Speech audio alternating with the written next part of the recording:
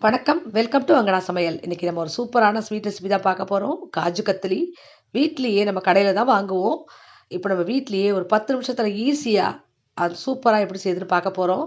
ரொம்ப ரொம்ப சூப்பரா நம்ம நேச்சுரலா நம்ம வீட்லயே செய்றனால, எந்த ஆர்டிஃபிஷியலும் கலக்காம செய்றதுனால, டேஸ்ட் ரொம்பவே நல்லாருக்கும்.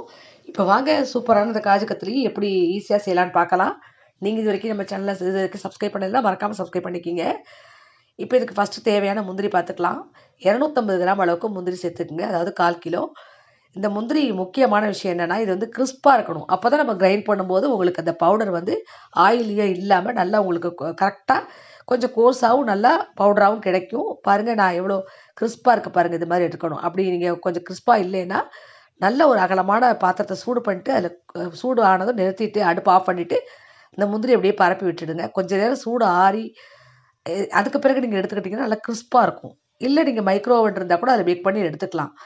இது மாதிரி இப்ப எடுத்துக்கங்க முந்திரி பருப்ப. நான் வந்து இத 2 அல்லது 3 தடவையா போட்டு நல்லா பவுடர் பண்ணி எடுத்துருக்கேன் பாருங்க இது மாதிரி. பல்ஸ் மோடுல விட்டு அது மாதிரி அரைச்சுக்கங்க. இல்லைன்னா ஒரேடியா அரைச்சீங்கன்னா உங்களுக்கு ஆயில் வரும். ஆனா கிரிஸ்பா இருந்தா உங்களுக்கு ஆயிலியா வராது. அதனால அது மாரி கோர்ஸா ஓரளவு பவுடராவும், கோர்ஸாவும் அரைச்சுக்கங்க. இப்ப இதுக்கு தேவையான சர்க்கரை. இதுக்கு வந்து 200 கிராம் அளவுக்கு நான் சர்க்கரை எடுத்திருக்கேன். அதாவது 1க்கு 1 1/2 பங்கு சேர்க்கலாம் நீங்க. ஒரு 10 கிராம் அளவு தான் கூட இருக்குது. இந்த அளவுக்கு சர்க்கரை எடுத்துக்கங்க. தண்ணி வந்து இந்த சர்க்கரை முழுகுற அளவுக்கு ஊத்துனா போதும். அதுதான் கணக்கு. சர்க்கரை வந்து கரையிற மாரி அது முழுகுற அளவுக்கு தண்ணி ஊத்திக்கிட்டா போதும்.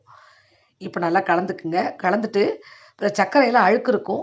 1 டேபிள் ஸ்பூன் அளவுக்கு இதில பால சேர்த்துக்கலாம். இந்த பால் சேர்த்து செய்யும்போது உங்களுக்கு இந்த ஸ்வீட்டும் கொஞ்சம் டேஸ்ட் நல்லாயிருக்கும். அதே சமயம் இதில அழுக்கு இருந்தா அதுவும் வெளியில வந்துரும். இப்ப நல்லா கலந்து விடுங்க.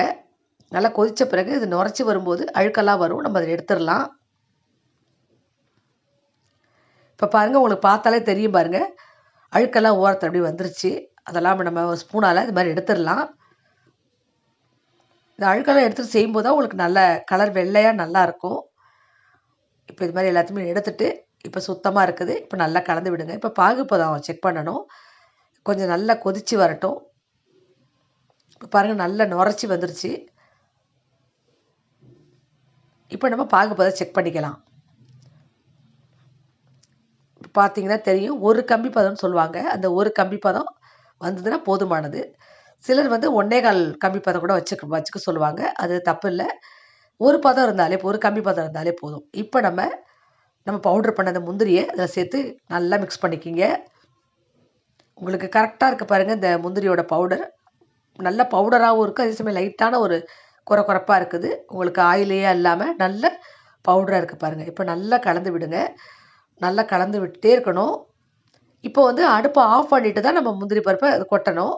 இந்த முந்திரி பவுடர் சேர்க்கணும். நீங்க அடுப்ப ஆன்லயே வச்சுட்டு சேர்க்கக்கூடாது. இது ஒரு முக்கியமான விஷயம். அடுப்ப ஆஃப் பண்ணிட்டு, இந்த முந்திரி பவுடர் சேர்த்துட்டு நல்லா மிக்ஸ் பண்ணி விடுங்க. இப்போ கொஞ்சம் நீர்த்து வரும் ஃபர்ஸ்ட்டு. திரும்பவும் நல்லா கிளறி விட்டுட்டே இருக்கணும். நல்லா மிக்ஸ் பண்ண தான் உங்களுக்கு கொஞ்சம் இறுகி வரும். அதனால நல்லா கலந்துக்கிட்டே இருங்க. இந்த மாரி கொஞ்சம் ஸ்பீடா இந்த மாரி கலந்து விடுங்க. இப்போ கொஞ்சம் கெட்டியாயிரு பாருங்க. நீங்க முந்திரி பவுடர் சேர்க்கும்போது, பாக வந்து அடுப்ப ஆஃப் பண்ணிட்டு, அதுக்கு பிறகு நீங்க முந்திரி பவுடர் சேர்த்து, இது மாதிரி மிக்ஸ் பண்ணிட்டே இருக்கணும். அதான் ரொம்ப முக்கியம். இப்ப நல்லா மிக்ஸ் பண்ணியாச்சு. இப்ப முதல்ல இந்த இந்த கலவைய வந்து நல்லா இந்த மாரி ஸ்ப்ரெட் பண்ணி விடுங்க. இந்த பாத்திரத்தில சுத்தி இது மாதிரி இருக்கிற மாரி, இந்த மாரி நல்லா அப்படி பரத்தி விட்டுருங்க. அப்பதான் உங்களுக்கு நல்லா கொஞ்சம் ஆறி திக்கா கிடைக்கும். இப்ப நல்லா ஆறின பிறகு உங்களுக்கு திக்கான ஒரு பேஸ்ட்டா கிடைக்கும். அப்படியே ஒரு 5 நிமிஷம் விட்டுருங்க. ஆறின பிறகு நம்ம பார்க்கலாம். இப்ப பாருங்க நல்லா ஆறிடுச்சு. உங்களுக்கு பார்த்தாலே தெரியும். நல்லா ஆறி திக்காகியிருக்கு பாருங்க. நல்லா கெட்டியான ஒரு பதத்துக்கு வந்திருக்குது. இப்ப இத நல்லா கலந்துட்டு நம்ம வேற ஒரு பவுல்ல இத எடுத்துக்கலாம். நல்லாவே திக்காயிடுச்சு பாருங்க. இப்ப நம்ம வேற ஒரு பவுல்ல இத எடுத்துறலாம்.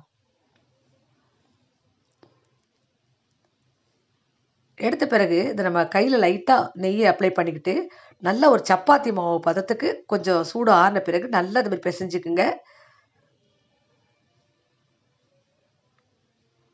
நல்லா ஈவனா இந்த மாரி பெசஞ்சுங்க. ஒரு சப்பாத்தி மாவு பதத்துக்கு நல்லா கையால வச்சு அழுத்தி, இந்த மாரி பெசஞ்சு எடுத்துக்குங்க. இப்ப நான் ஏற்கனவே ஒரு பட்டர் பேப்பர்ல உங்களுக்கு நெய் அப்ளை பண்ணி, இந்த மாரி எடுத்து வச்சிருக்கிறேன். அத ஒரு கட்டையில வச்சுக்கிட்டு, நம்ம எடுத்து வச்சுருக்கிற இந்த முந்திரி கலவையை இந்த மாதிரி தேய்ச்சி விட்டுக்குங்க. தேய்ச்சி விட்டுட்டு ஒரு பூரிக்கட்டையால் இது மாதிரி நல்லா கொஞ்சம் மெல்லிசாக தேய்ச்சி விட்டுக்குங்க. இந்த மாதிரி வழுவழுப்பாக உள்ள ஒரு கட்டையில் தேய்ச்சிங்க. அப்போ தான் உங்களுக்கு கோடு இல்லாமல் நல்லா க்ளீனாக விழும். இந்த மாதிரி மெல்லிசாக உங்களுக்கு எந்த அளவுக்கு திக்னஸ் வேணுமோ அந்த அளவுக்கு தேய்ச்சி எடுத்துகிட்டு இப்போ நம்ம இதை கட் பண்ணிக்கலாம். எக்ஸ்ட்ரா உள்ளது ஓரங்களெல்லாம் கட் பண்ணி எடுத்துடலாம்.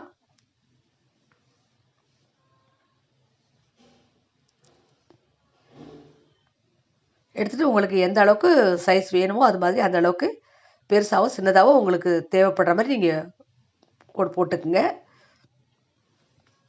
நான் வந்து ஒரு டைமண்ட் ஷேப்பில் தான் கட் பண்ணிக்க போகிறேன். இது மாதிரி நான் அதை ஒரு கரண்டி வச்சு இந்த மாதிரி கோடு போட்டுக்கிறேன். கோடு போட்டு எடுத்துகிட்டு எல்லாத்தையுமே கட் பண்ணி எடுத்தாச்சு. இப்போ நமக்கு சூப்பரான காஜு கத்திலி ரெடி ஆகிடுச்சு பாருங்கள். நம்ம கடையில் தான் வாங்குவோம். இப்போ வீட்லேயே நம்ம 10 நிமிஷத்தில் ஈஸியாக செய்யலாம். பாருங்கள் எவ்வளோ சாஃப்டாக இருக்குது. இன்னும் கொஞ்சம் நேரம் கழித்து பார்த்தீங்கன்னா இன்னும் கொஞ்சம் திக்காகிடும். உங்களுக்கு சாப்பிட்றதுக்கு ரொம்ப ரொம்ப சூப்பரான டேஸ்ட் இருக்கும். நம்ம ஆர்டிஃபிஷியலாக எதுவுமே நம்ம கலக்கலை. வெறும் முந்திரியும் சர்க்கரையும் 2 பொருள் மட்டும்தான் செஞ்சுருக்கிறோம். ரொம்ப ரொம்ப சூப்பரான இதை நீங்களும் செஞ்சு பாருங்கள். இந்த வீடியோ பற்றி மறக்காமல் சப்ஸ்கிரைப் பண்ணுங்கள்.